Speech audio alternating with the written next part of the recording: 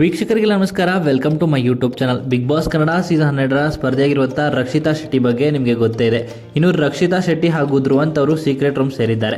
Big boss ಮನೆಯಿಂದ eliminate ಆಗಿದ್ದಾರೆ ಎಂದು ಭಾವಿಸಲಾದ ಧ್ರುವಂತ್ ಮತ್ತು ರಕ್ಷಿತಾ ಶೆಟ್ಟಿ ಸೀಕ್ರೆಟ್ ರೂಮ್ ಸೇರಿದ್ದಾರೆ. ಅಲ್ಲಿಂದಲೇ ಮನೆಯ ಸದಸ್ಯರ ಮಾತುಗಳನ್ನು ಕೇಳುತ್ತಿದ್ದು ತಮ್ಮ ಬಗ್ಗೆ ಇತರರ ಅಭಿಪ್ರಾಯಗಳನ್ನು ತಿಳಿದುಕೊಂಡು ರಕ್ಷಿತಾ ಕೂಡ ಭಾವುಕರಾಗಿದ್ದಾರೆ. ಇನ್ನು ಬಿಗ್ ಬಾಸ್ ಮನೆಯ ಸ್ಪರ್ಧಿಗಳಾದಂಥ ರಕ್ಷಿತಾ ಹಾಗೂ ಧ್ರುವಂತ್ ಜೊತೆಯಾಗಿ ಸೀಕ್ರೆಟ್ ರೂಮ್ ಸೇರಿದ್ದಾರೆ. ಈ ರೂಮ್ನಲ್ಲಿ ಕುಳಿತುಕೊಂಡು ಮನೆ ಮಂದಿಯೆಲ್ಲ ಏನು ಮಾತನಾಡ್ತಾರೆ ಎಂಬುದನ್ನು ಇಬ್ಬರು ರಹಸ್ಯವಾಗಿ ಕೂಡ ಕೇಳಿಸಿಕೊಳ್ಳಬಹುದು. ಇನ್ನು ಸೀಕ್ರೆಟ್ ರೂಮ್ ಸೇರಿದಕ್ಕೆ ಧ್ರುವಂತ್ ಸಂತೋಷಗೊಂಡಿದ್ದಾರೆ. ಸೀಕ್ರೆಟ್ ರೂಮ್ ನಲ್ಲಿ ಹೇಗೆ ಆಟ ಆಡಬೇಕು ಎಂಬುದನ್ನು ರಕ್ಷಿತಾ ಅವರಿಗೆ ಧ್ರುವಂತ್ ವಿವರಿಸಿದ್ದಾರೆ. ಧ್ರುವಂತ್ ಮತ್ತು ರಕ್ಷಿತಾ ಎಲಿಮಿನೇಟ್ ಆಗಿದ್ದಾರೆ ಎಂದು ತಿಳಿದುಕೊಂಡಿರುವ ಸದಸ್ಯರು ಇಬ್ಬರ ಬಗ್ಗೆ ತಮ್ಮ ಅಭಿಪ್ರಾಯಗಳನ್ನು ವ್ಯಕ್ತಪಡಿಸಿದ್ದಾರೆ. ಇನ್ನು ರಜತ್, ಚೈತ್ರ ಸೇರಿದಂತೆ ಮನೆಯ ಬಹುತೇಕ ಸದಸ್ಯರು ರಕ್ಷಿತಾ ಕುರಿತು ಒಳ್ಳೆಯ ಮಾತುಗಳನ್ನಾಡಿದ್ದಾರೆ. ಇದನ್ನೆಲ್ಲ ಕೇಳಿಸಿಕೊಂಡ ರಕ್ಷಿತಾ ಭಾವುಕರಾಗಿ ಕಣ್ಣೀರು ಹಾಕಿದ್ದಾರೆ.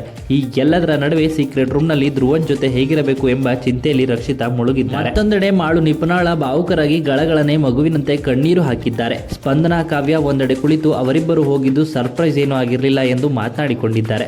ರಕ್ಷಿತಾ ಮತ್ತು ಧ್ರುವಂತ್ ಅವರನ್ನ ಬೀಳ್ಕೊಡುವ ವೇಳೆ ಅಶ್ವಿನಿ ಗೌಡ ಸಹ ಕಣ್ಣೀರು ಹಾಕಿದ್ದಾರೆ. ಇನ್ನು ಮನೆಯಿಂದ ಹೊರಗೆ ಬಂದ ಮೇಲೆ ನಿನ್ನನ್ನು ಕಾಂಟ್ಯಾಕ್ಟ್ ಮಾಡುವೆ, ಈ ಸಮಯದಲ್ಲಿ ಥ್ಯಾಂಕ್ ಯು ಮತ್ತು ಸಾರಿ ಅಲ್ಲದೆ ಮತ್ತೇನು ಹೇಳಲು ಆಗುತ್ತಿಲ್ಲ, ನಮ್ಮ ಮನೆಗೆ ನೀವು ಬರಬೇಕು, ಇಬ್ಬರು ಜೊತೆಯಾಗಿ ಬ್ಲಾಗ್ ಮಾಡೋಣ ಎಂದು ಕೂಡ ಅಶ್ವಿನಿ ಗೌಡ ಹೇಳಿದ್ದಾರೆ. ಈ ರೀತಿಯಾಗಿ ತಮ್ಮ ಅಭಿಪ್ರಾಯವನ್ನ ವ್ಯಕ್ತಪಡಿಸಿದ್ದಾರೆ. ಇನ್ನು ಸೀಕ್ರೆಟ್ ರೂಮ್ನಲ್ಲಿ ಇರುವಂತಹ ರಕ್ಷಿತಾ ನನ್ನ ಬಿಟ್ಕೊಡಲ್ಲ ಅಂತ ಹೇಳಿಕೊಂಡು ಕಣ್ಣೀರು ಹಾಕಿದ್ದಾರೆ. ಇನ್ನೊಂದೆಡೆ ಧ್ರುವನ್ ಜೊತೆ ಇರಬೇಕಲ್ಲ ಅಂತ ಕೂಡ ವ್ಯಥೆ ಪಡ್ತಾ ಇದ್ದಾರೆ. ಈ ರೀತಿಯಾಗಿ ನಡೆದಿದೆ. ಇನ್ನು ಈ ವಿಡಿಯೋ ಇಷ್ಟ ಆಯಿತು ಅಂದರೆ ವಿಡಿಯೋಗೆ ಲೈಕ್ ಮಾಡಿ. ಬಿಗ್ ಬಾಸ್ ಕನ್ನಡ ಸೀಸನ್ 12ರ ಮತ್ತಷ್ಟು ಹೆಚ್ಚಿನ ವಿಡಿಯೋಗಳಿಗಾಗಿ ನಮ್ಮ ಚಾನಲ್ಗೆ ಸಬ್ಸ್ಕ್ರೈಬ್ ಮಾಡಿ. ಹಾಗೆಯೇ ಸೀಕ್ರೆಟ್ ರೂಮ್ನ ಸೇರಿರುವಂಥ ರಕ್ಷಿತಾ ಹಾಗೂ ಧ್ರುವಂತ್ ಬಗ್ಗೆ ನಿಮ್ಮ ಅನಿಸಿಕೆಯನ್ನು ಕಮೆಂಟ್ ಮೂಲಕ ಕಮೆಂಟ್ ಮಾಡಿ ತಿಳಿಸಿ.